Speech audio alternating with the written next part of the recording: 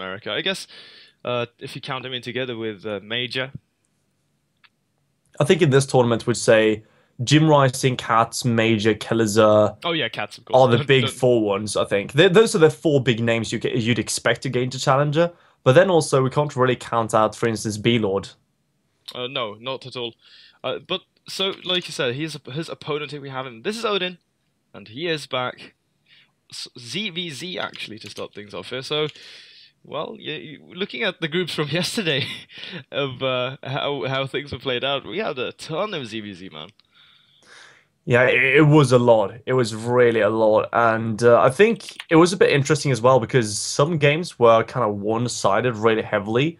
But then, especially the B-Lord games, I think was very one-sided, except for the very first one with the Muta base trade scenario, which was pretty funny. Oh yeah, that first game between B-Lord and B-Lord and it was Rivatar. no, Rivatar was a Protoss, buddy. Who was that Zerg? No, it was Rivatar. Was Rivatar? Rivatar is a Zerg player. We didn't. The pros was for the other group, man. The Protoss was his name was Birada. That's it. Birada. That's the Protoss. That's Protoss. No, Wingyan is a Protoss.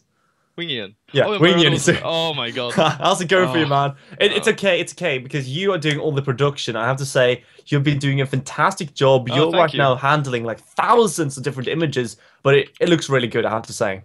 I appreciate your praise, and I hope you guys are enjoying it. Nonetheless, we are having a blast at doing what we love the most. But with that being said, ladies and gentlemen, here we are.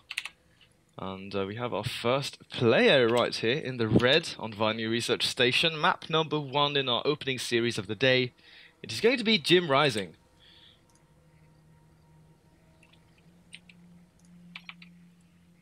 The question is, will Jim rise to the test? Because he has returned, and he is in the blue to the north. It is Odin is back.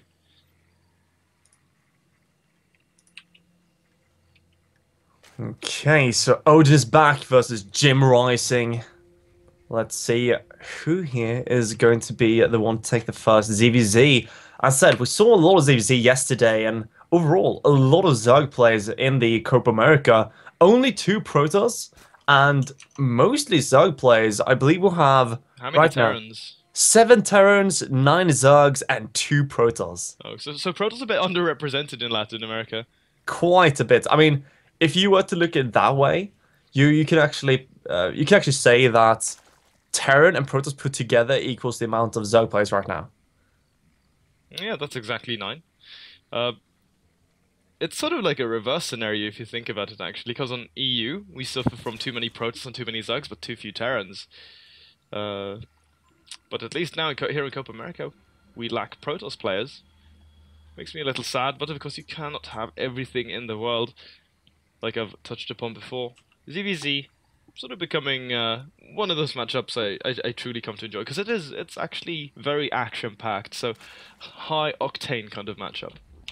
It is, and we've seen already a bit of an interesting, or rather, a kind of big variety of styles between the players. We saw B-Lord being very aggressive. He started off with Muta Wars and some kind of cheeky play, and then in the second series, he went for 2 early pulls right away. Yeah, it was pretty brutal. First, he went for the like 9-pool drone, no, 10-pool or 12-pool drone pull. Yeah, it was a 10 pull. Yeah. Yeah, what was it? He made like 6 slings initially, pulled half of his drones, and double spine crawler. Yeah, and they continued making a couple of zerglings. So he had like them streaming in 2 at a time. Mm-hmm. Now, what's so cool, I think, when we cast these kind of events is that you're going to see a lot of these players facing each other quite regularly. So. Oh yeah, it's like a closed up sort of. The scene that they participate in is sort of closed. A bit, yeah. So, for instance, I don't think, like, for instance, JimRising, we don't see him playing only Latin American events, for instance. Like, he has some, old scores. Like, we see he beat Kane not too long ago, and a while back we saw him beating Heart and Spear, 2-0ing them straight in a row. So, I mean, for instance, JimRising has been doing pretty well in the foreign scene, I have to say. While, if we look at Odin, like, he has been focusing much more at the actual Latin American events. And, for instance, we saw him taking down Wingen not too long ago in the Triple L. Oh, so that's actually really cool because not only do we have these sort of hidden rivalries, like you say, with the fact that these guys have played each other in local events, and I think that's a bit of the beauty of it because it sort of follows the same pattern as China, where you look at the consistent top 8 players, you generally always see the same names there, and then you have these guys, you know, trading games between each other. So there's definitely going to be a whole lot of mind games in these series, and I think that especially in Zerg versus Zerg, that is a very important factor to take into consideration. I completely agree, actually. I think that it's going to be very interesting to see how people will face against someone like B-Lord, for instance. I want to see Cat versus B-Lord be a pretty cool one. But then again, I know that JimRising is one of the favorites as well, so I really want to see him face at least one of the other favorites. But then again, we haven't seen Odin before, and he can absolutely bring something special to the table. There are so many cool builds, or styles even, in ZVZ that are kind of underground that we don't see too much, but can be very potent. There's one thing that I'm actually fairly curious about here, is how has this metagame developed? Like, what sort of pattern will we see in this? Because, I have no clue yet. It's going to be so interesting to explore this. Yeah, because, you know, that's the kind of thing. We have these very established metagames in the more, dare I say, mainstream regions, i.e. Korea, and when people say the foreign scene, they generally sort of bunch up North America and Europe. Yeah. And people don't really consider the other regions that we have, for instance, Taiwan, Southeast Asia, and Latin America. Mm-hmm. So maybe these guys have their own sort of metagame like we have in some of the other sub-regions.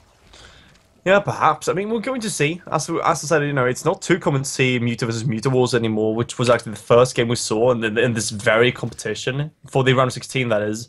But already in this game, you might wonder why we've been talking about the background of the players, because not too much have been going down. Like, there's been some pokes, not too aggressive though. Both starting off with that safe pool. No one really taking the initiative to go for the high aggression. We saw Odin defending Jim, still a light poke with the Lynx, and a few Banes coming back from Odin. Won't do anything to the Queen block, and both just going up to that La here. Looking like Odin, though, might want to go into something more Mutalisk. He's up to 3 gas, takes gas number 4. JimRising, though, look at this egg. On 3 gas, double evolution chamber, 1-1. And already roaches in production. Oh, whoa. Odin goes for the infestation pit right away. What is this? We talked about strange styles. Base. And then he adds a roach warren? Whoa, this is interesting.